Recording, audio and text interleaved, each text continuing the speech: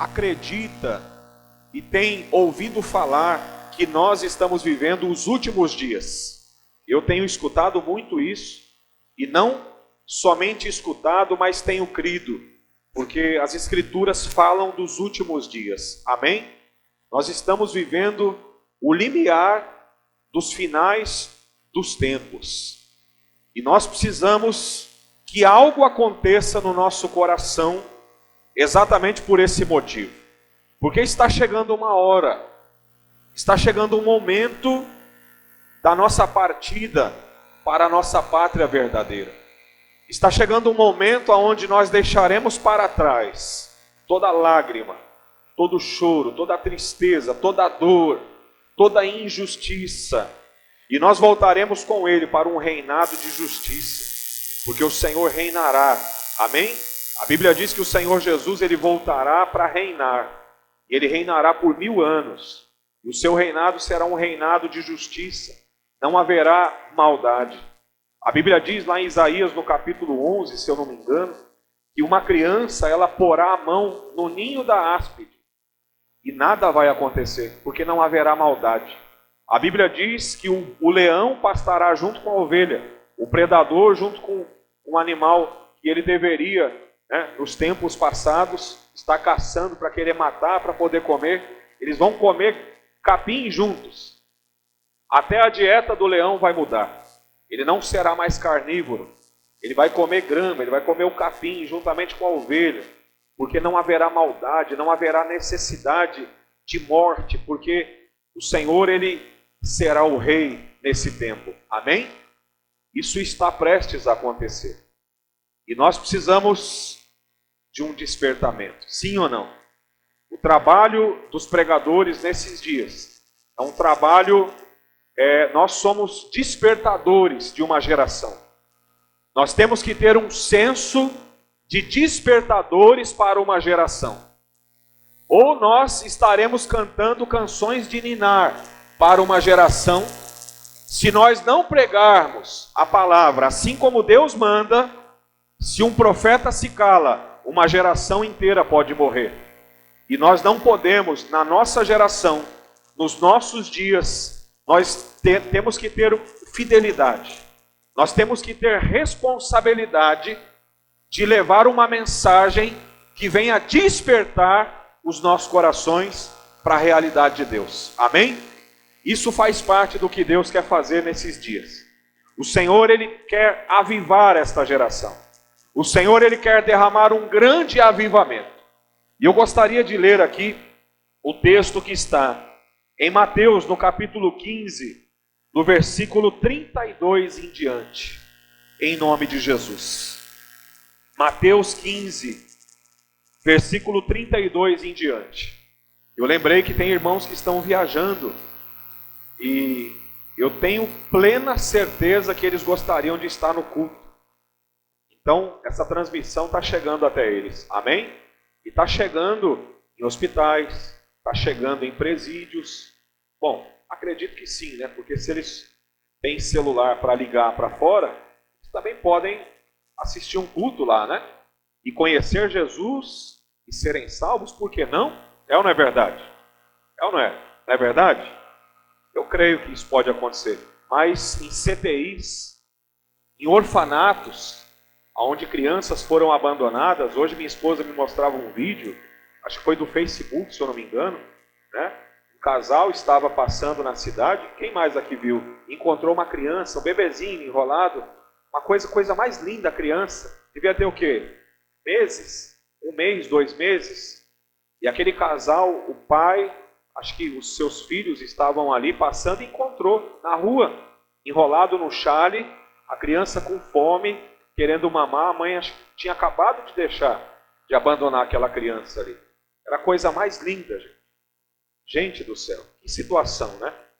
O mundo está em colapso. A natureza está agonizando. Vocês sabiam que não é somente os cristãos que esperam pela volta do Senhor? A natureza também. A natureza está agonizando, ela está convulsionando. A natureza está dopada de tanta química, de tanta destruição e maldade. O pecado do homem é tão terrível que é pior do que um esgoto que desemboca num rio. O pecado do homem, ele tem uma consequência tão grande, ele é tão consequencial, ele destrói tanto que a Bíblia diz que Deus visitará até a 4ª geração de um homem que carrega a iniquidade, que peca contra Deus. O pecado, ele faz ele causa um desastre tão grande, que muitos pais deveriam saber que o pecado dele, se ele não se converter, vai prejudicar os seus filhos. Vocês sabiam disso? Por exemplo, pais que têm vícios, por exemplo, imorais. Com certeza o mesmo demônio que estava atuando na vida do pai e essa pessoa escravizada, por exemplo, da imoralidade, com certeza esse pecado vai tentar visitar os filhos. Se esse ciclo, se essa maldição não for quebrada, esse pecado ele vai alcançando as gerações futuras. O pecado ele só causa desastre, ele só causa maldição. O ciclo do pecado, ele deve ser quebrado. O Senhor Jesus quebrou esse ciclo na cruz. Porém, a eficácia da obra de Jesus na cruz, ela só é na vida daqueles que se entregam para Ele. Aquelas pessoas que não se entregam para Jesus, o sangue de Jesus não é eficaz, ele é suficiente para todo e qualquer pecador, mas ele só será eficaz para aquelas pessoas que se lançam, que despertam para a fé em Jesus Cristo. Amém? Glória a Deus. Deixa o Espírito Santo falar. Nós não cantamos? Fala, Deus, fala, Deus, toca-me com brasas do altar. Nós cantamos, então fala, Senhor. Fala aos nossos corações. Nós precisamos romper o ciclo da maldição e do pecado. E nós precisamos caminhar com Cristo para a vida. Amém? Nós precisamos, em nome de Jesus. Bom, não é essa mensagem que eu trago hoje, mas eu gostaria de falar sobre avivamento. Eu gostaria de falar sobre despertamento, em nome de Jesus. E o texto que nós estamos projetando aí para você que nos acompanha é Mateus 15, no versículo 32, em nome de Jesus. Diz assim: E chamando Jesus os seus discípulos, disse: Tenho compaixão desta gente, porque há 3 dias que permanece comigo, e não tenho o que comer, e não quero despedi-la em jejum, para que não desfaleça pelo caminho. Senhor meu Deus e meu Pai, em o nome do Senhor Jesus Cristo, meu Deus, eu peço que o Senhor venha falar aos nossos corações através da sua palavra. Espírito Santo, que não seja eu quem fale, mas que seja o Senhor. Esconda-me em ti, cubra-nos com teu sangue, Senhor, e faça a tua palavra ganhar proporções de avivamento para os nossos dias. Faça a tua palavra alcançar corações de pedra e transformá-los em corações de carne. Senhor, que a tua palavra opere o milagre do novo nascimento em nós e naqueles que nos ouvem, em nome de Jesus.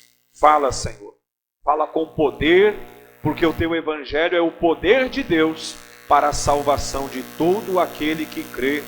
Amém, Espírito Santo. Obrigado, Senhor, em nome de Jesus. Nós temos aqui um texto que eu posso tranquilamente trazer aqui uma mensagem de avivamento sobre essa palavra. Nós temos aqui a segunda multiplicação dos pães. Um dos grandes milagres de Jesus conhecidos, contados, mencionados nas pregações, nas maiorias das pregações, como um milagre de multiplicação. Como sempre, eu vejo que sempre salta nessa mensagem o milagre que Jesus fez, transformando os pães e os peixes. Aliás, multiplicando os pães e os peixes. E alimentando ali uma tão grande multidão, que há 3 dias estava com o Senhor, ouvindo as suas mensagens. Um pouco diferente de falar somente sobre o milagre da multiplicação, eu gostaria de trazer aqui hoje uma mensagem sobre avivamento espiritual para as nossas vidas. Uma mensagem sobre um despertamento que é necessário para os nossos corações. Seja quem for que estiver ouvindo essa mensagem. Essa mensagem ela é urgente, ela tem um caráter de urgência para cada um de nós. Porque existe algo chamado tempo. Existe algo chamado tempo que está se esgotando. Existe um tempo que está se findando. Um período que nós chamamos e conhecemos como graça, que nós também muitas das vezes falamos que é uma porta, uma grande porta que está escancarada. E nós temos uma voz que clama dizendo: entrem, entrem, ouçam, recebam a graça de Jesus Cristo, ouçam o Evangelho, o reino de Deus é chegado. E nós, muitos de nós, nos esquecemos que esse tempo, ele tem um prazo de validade. Esse tempo, ele terá o seu fim. Chegará um dia em que o tempo em que Deus nos tem dado para que o despertamento aconteça, para que a conversão aconteça, para que o novo nascimento aconteça, para que a nossa busca em relação a Deus aconteça, está acabando. Chegará um tempo, chegará um dia em que muitos vão querer buscar, eles vão decidir buscar, mas aí já não dará mais tempo. Eu gostaria de falar sobre avivamento, e nós precisamos entender algumas coisas sobre avivamento. A primeira delas é o cenário para um avivamento. O melhor cenário para um avivamento é um cenário de necessidade. É um cenário, eu não estou falando de pobreza, eu estou falando de necessidade, e eu também gostaria de usar um termo fome. O maior e melhor cenário para um grande avivamento é a fome. Porém, não é a fome por pão, é a fome pelo pão que desceu do céu. É a fome pela palavra de Deus. É a fome por Deus. Às vezes nós temos alguns termos nas Escrituras que são alegóricos e nós precisamos entender esses termos. Quando a Bíblia fala de fome, ela não está apontando apenas para uma necessidade fisiológica, mas ela também aponta de uma forma muito mais relevante para uma fome que nós devemos ter, que é uma fome espiritual, é uma fome por Deus, é um anseio por Deus, é um desejo por Deus. E para que esse desejo ele exista em nós, precisa acontecer um despertamento em nós. Nós precisamos despertar do sono. Nós precisamos acordar e nos levantar. É preciso que aconteça um despertamento. Quem aqui já perdeu o sono alguma vez na sua vida? De madrugada. Eu já perdi, e já aconteceu também de tentar dormir e não conseguir dormir. É terrível você procurar o sono e não encontrar. Na vida espiritual, nós deveríamos procurar o sono e não encontrar. Isso é algo tremendo que Deus está falando. Na nossa vida espiritual, nós deveríamos procurar o sono e jamais encontrar. O problema é que o sono, ele pode acontecer para a nossa vida espiritual. E esse sono espiritual, ele nos tira da possibilidade de viver uma grande experiência de avivamento com Deus. Então, em primeiro lugar, o maior e melhor cenário para um avivamento é a fome por Deus. Em segundo lugar, nós precisamos entender o que é avivamento. Avivamento, meus queridos, não é a minha realidade, é a realidade de Deus em mim. Uma pessoa, por exemplo, que não é avivada, ela vai pensar de uma forma limitada, natural, ela vai apenas aonde o braço dela alcança. Uma pessoa avivada, ela tem a realidade de Deus nela. Então o braço dela, se ele não alcançar mais, aí adiante disso vai o braço e a mão poderosa de Deus. O que aconteceu no Egito foi um grande avivamento. Porque Deus com mão poderosa tirou o seu povo do Egito, depois de 430 anos de um exílio, debaixo de uma escravidão terrível, debaixo de um cetro da maldade que os fazia escravos. Deus levantou um homem, Deus incendiou o coração desse homem, aquela sarça que Moisés viu diante dele, ela passou a estar dentro dele. Moisés teve uma visão de um fogo, porém o seu coração, ao ver aquela chama, ao falar com Deus, ao encontrar Deus ali, ao ouvir a voz de Deus, o coração de Moisés entrou em chamas. E ele entendeu que o seu chamado era cumprir a vontade de Deus, que era resgatar o povo de Deus do Egito. A Bíblia fala, lá na história dos heróis da fé, em Hebreus no capítulo 11, que Moisés preferiu a glória futura que Deus tinha para ele, do que um curto espaço de tempo ser príncipe no Egito por um curto espaço de tempo. Viver ali no pecado, um curto espaço de tempo. Trocar a vontade de Deus por esse mundo é trocar algo tão precioso e grande por um curto espaço de tempo, ainda achando que é livre, porém escravo do diabo, escravo do pecado. Nós temos aqui um cenário de avivamento, nesse texto que nós acabamos de ler. E chamando Jesus os seus discípulos, disse: tenho compaixão dessa gente. O avivamento ele começará a acontecer quando nós chamarmos a atenção de Deus. Quando nós tocarmos o coração de Deus. Quando Deus olhar e falar: eu tenho compaixão. Porém, eu pergunto, parece paradoxal isso que eu estou falando? A impressão que dá é que Deus não tem compaixão. Na realidade, Deus já tem compaixão de todos. Porém, Deus quer derramar a sua glória sobre nós. Deus quer que a sua compaixão ela seja eficaz na nossa vida. Eu sei que Deus é misericordioso. Eu sei que nesse momento Deus é misericordioso e que a sua misericórdia é imensa e infinita.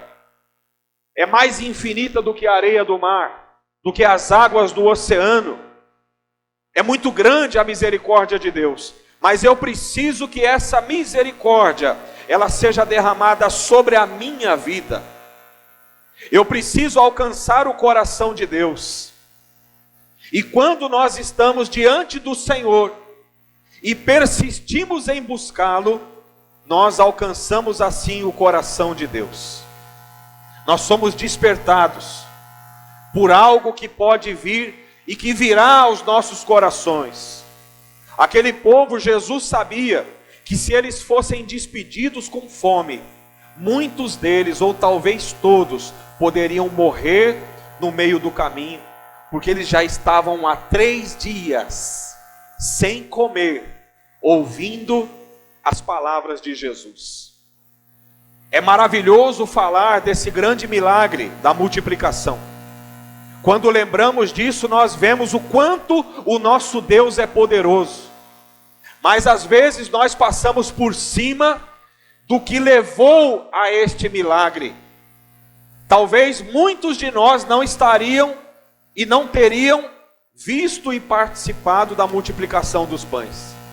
Porque talvez muitos de nós, no primeiro dia, já ia dizer: esse culto está demorando demais, fui. Talvez muitos de nós iriam começar a reclamar e a murmurar e ainda iam sair falando: eu nunca mais volto nesse culto. Eu já estou a meio-dia, a um dia, vou embora. Mas aqueles que ficaram aos pés de Jesus, mesmo com fome, ficaram ali diante do Senhor, eles chamaram a atenção do coração de Jesus. Eles tocaram o coração de Jesus. Eles provocaram o milagre.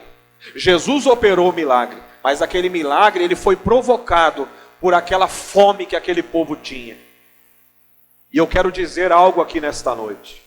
A fome por Deus, a fome por mais de Deus, a fome por aquilo que nós ainda não vimos, a fome por algo que ainda nós não vivemos, trará um grande avivamento para a igreja do Senhor nesses dias. É uma esperança, é uma fé, é uma convicção que ela só pode existir dentro do nosso coração, porque talvez o cenário que nós estamos vendo não é esse. Mas se nós tocarmos o coração de Deus, o buscando de todo o nosso coração, então passados alguns dias, nós veremos então um grande avivamento. Nós veremos uma multiplicação, não de pão, mas de glória.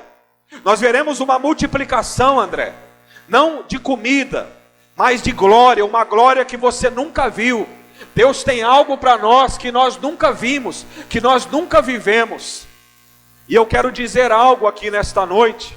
Eu tenho certeza que eu não vou fechar os meus olhos sem ver este avivamento.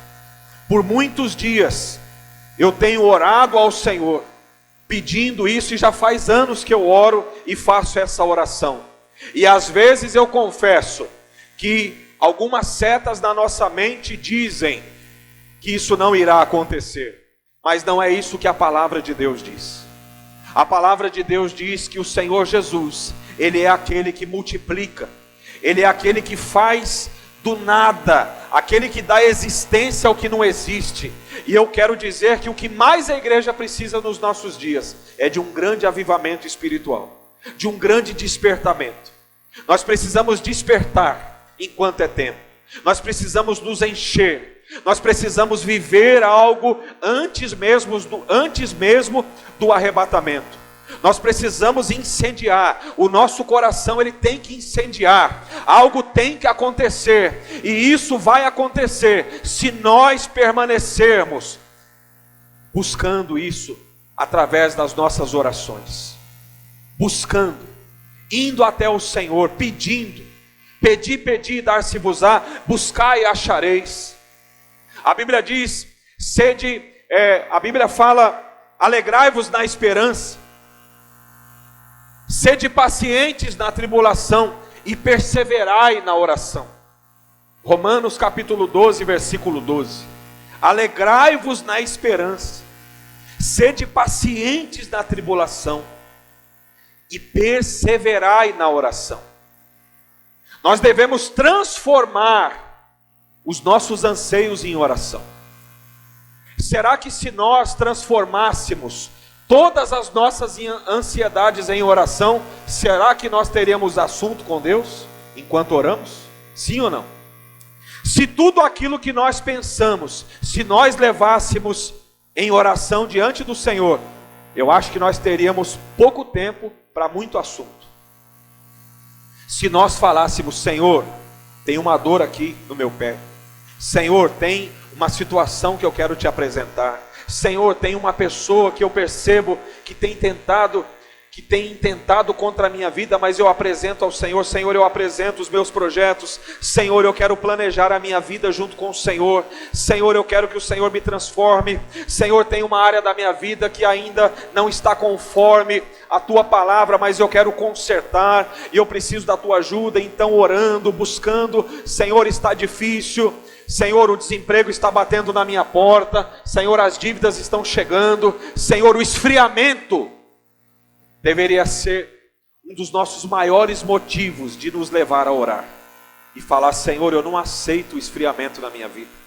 Senhor, eu não aceito me tornar uma pessoa fria, uma pessoa indiferente em relação à realidade de Deus. Senhor, eu não posso continuar sendo uma pessoa gelada diante de Deus, que não tenho força para orar, que não oro, que não falo com Deus. Senhor, eu preciso te conhecer. Senhor, eu preciso mais de ti, do teu Espírito e menos de mim. Mais de ti e menos de mim. Talvez, se a nossa oração fosse só essa também, daria certo. Mais de ti, Senhor, menos de mim. Senhor, mais de ti, mais de mim, menos de mim. Menos da minha dureza, menos da minha arrogância, menos do meu orgulho, Senhor. Menos da minha infidelidade, mais da tua fidelidade em mim. Mais do teu amor em mim. Mais da fé do Espírito Santo em mim, mais da tua palavra em mim. Senhor, me enriqueça, Senhor, me enriqueça, colocando dentro de mim a tua palavra. Colossenses 3,16, e habite ricamente em vós a palavra de Cristo. Será que nós somos ricos da palavra ou somos mendigos, porque não temos nada da palavra do Senhor dentro de nós? Nós precisamos mudar a nossa mentalidade. Nós precisamos entender que Deus está nos chamando e que há um tempo, e este tempo está se findando. Nós precisamos nos voltar para o Senhor. Nós não podemos deixar acontecer isso aqui. Mateus capítulo 25, versículo 11.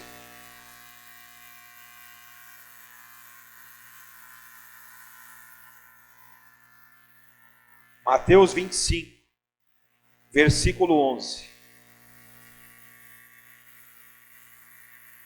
Isso não pode acontecer conosco. Mais tarde, todavia chegaram as virgens imprudentes e clamaram: Senhor, Senhor, abre a porta para nós. Contudo, ele lhes respondeu: com certeza vos afirmo que não vos conheço. Aqui é exatamente o momento em que o tempo acaba. Nós temos aqui um relato bíblico exatamente quando o tempo chega ao fim. Quando não dá mais tempo de despertar, nem que queira. Quando não dá mais tempo de agora eu vou buscar. Se o tempo acabar, não dá mais tempo. Versículo 13. Olha o que diz o versículo 13. Portanto, vigiai, pois, porque não sabeis o dia e tampouco a em que o Filho do Homem chegará. Nós precisamos despertar agora. Nós precisamos despertar agora. Nós precisamos entender que o Senhor está chamando-nos agora para um novo tempo com Ele, para tempos de colheita. Existem muitas almas no mundo, muitas almas que precisam de Jesus, só que não sabem disso. Não sabem. Eles pensam, de alguma forma, talvez criaram um Deus para si. Algumas pessoas estão adorando uma imagem de escultura, pensando que está adorando a Deus. Algumas pessoas estão pedindo a mediação de algum santo para que Deus ouça a sua oração, quando na verdade nós temos acesso direto por meio do sangue de Jesus, mas muitos não sabem disso. Muitos não sabem que nós temos esse acesso direto. Amém? Bendito seja o nome do Senhor. Bendito seja o nome do Senhor. Isso é uma mensagem que o diabo odeia. Mensagens de despertamento. Mensagens que nos trazem, que fazem com que o Lázaro saia para fora. Mensagens que fazem com que os mortos despertem. Efésios capítulo 5 diz assim, e aqui eu concluo, porque nós teremos a nossa ceia do Senhor. Amém? Olha o que diz a palavra.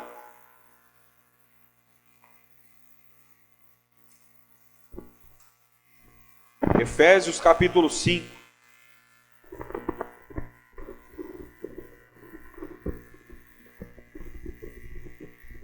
Efésios capítulo 5, no versículo 14, diz assim: pelo que diz, desperta, ó tu que dormes, levanta-te de entre os mortos, e Cristo te iluminará. Portanto, vede prudentemente como andais. Olha o que a Bíblia está falando. Ela está nos exortando, vede como vocês têm andado. Como você tem andado? O Senhor fala para você não pecar e você tem pecado? O Senhor fala para você não guardar mágoa, você tem guardado? O Senhor fala para você casar e você não casa, você está em pecado? O Senhor fala para você que você deve consertar a tua vida e não ficar devendo para as pessoas, e você continua devendo para as pessoas? O como nós temos andado? Muitos de nós precisa fazer um concerto com Deus enquanto é tempo. Muitos de nós precisam ouvir essa palavra.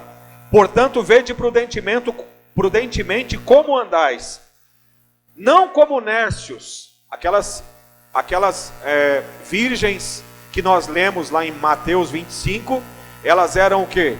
Nécias. Então aqui o apóstolo Paulo está fazendo uma comparação, praticamente a mesma que Jesus fez. Vede como andais, não como nécios, não como pessoas imprudentes, inconsequentes, porque a hora que o tempo acabar, a hora que o tempo se findar, não adianta chorar. O tempo é agora. O Espírito Santo está chamando você agora. Então não endureça o seu coração. Não endureça, porque Deus, Ele está dando tempo, e o tempo é agora. O Senhor, Ele está nos chamando agora, não é amanhã.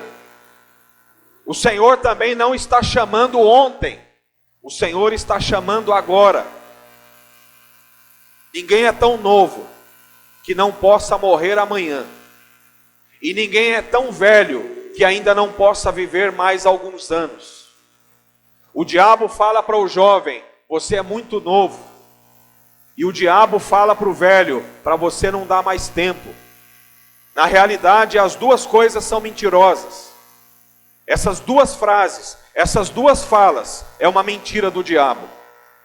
O jovem precisa se converter agora. E aquele que já viveu uma vida inteira no pecado, passando os outros para trás, roubando, ainda dá tempo de se ajeitar. Ainda dá tempo de abandonar o pecado e receber a remissão dos pecados por meio do sangue de Jesus e se voltar para Deus. Ou seja, dá tempo sim.